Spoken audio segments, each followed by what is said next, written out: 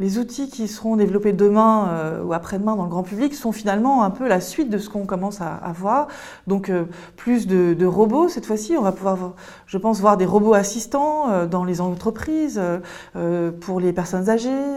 On en voit déjà arriver dans certaines boutiques, ou sur le quai des gares. On a vu des papers de la société SoftBank Robotics. C'était avant une société française qui s'appelait Aldébaran Robotics. Il y a une émergence réelle et on aura de plus en plus de ces objets qui vont communiquer avec nous et avec lesquels il faut apprendre aussi à comprendre les capacités de ces différentes machines pour bien les utiliser. Dans médecine, on aura aussi beaucoup de bots ou de logiciels capables de détecter des maladies à partir de photos d'IRM. Et c'est un apport énorme. Donc il faut comprendre en fait que l'intelligence artificielle bien utilisée, contrôlée, est un apport essentiel, économique et aussi pour notre bien-être.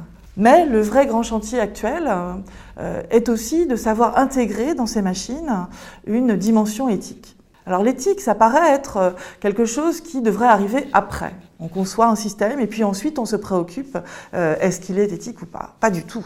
En fait, c'est une boucle dans laquelle il faut réfléchir au départ et on parle beaucoup d'éthique by design, c'est-à-dire concevoir des systèmes pour certaines fonctionnalités dans la société avec cette préoccupation éthique, c'est-à-dire de ne pas engendrer derrière des conséquences néfastes pour l'utilisation, l'usage de ces machines.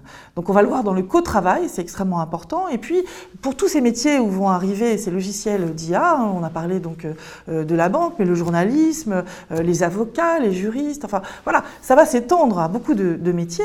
Et dans ces cas-là, travailler avec ces systèmes va nécessiter de se préoccuper énormément, en fait, de la coopération entre ces outils extrêmement performants sur des tâches précises et quelles décisions vont-ils nous apporter ou quelle aide à la décision vont-ils nous apporter? Donc c'est ce rapport finalement à la décision entre la machine et l'humain sur lequel il faut travailler énormément demain.